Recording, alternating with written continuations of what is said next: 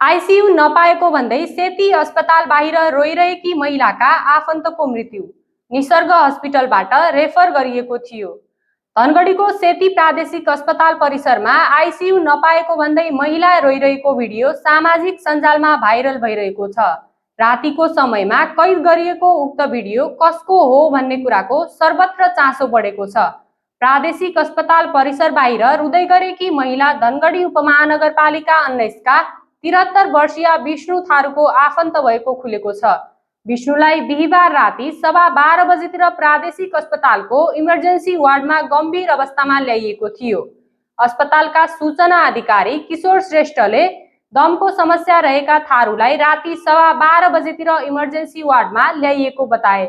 गम्भीर स्वास्थ्य समस्या भएका उनलाई आइसियुमा राखेर उपचार गराउनु पर्ने थियो, तर अस्पतालमा आइसियु बेड खाली नभएका कारण उनको इमर्जेन्सी वार्डमै उपचार गराइएको थियो।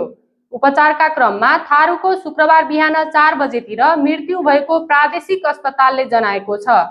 सेती प्रादेशिक अस्पताल ल्याउन अघि नै उनी धनगढीकै निसर्ग हस्पिटलमा भेन्टिलेटरमा राखेर उपचार गराइरहेका थिए, तर पैसा तिर्न नसक्ने अवस्था बनेपछि निसर्ग हस्पिटलले उनलाई सेती पठाएको थियो।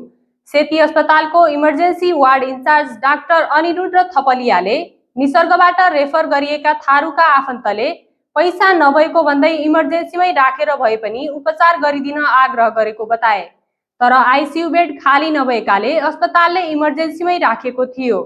उनको उपचारका क्रममा राति मृत्यु भएको थपलिया बताउँछन्। सेती प्रादेशिक अस्पतालमा 15 शय्याको मात्र आइसियु छ। गम्भीर प्रकृतिका बिरामीलाई आइसियुमा राखेर उपचार गर्नुपर्ने हुन्छ, तर गम्भीर प्रकृतिका बिरामीको चाप बढ्दा आइसियु बेडको अभाव हुने गरेको अस्पतालले जनाएको छ।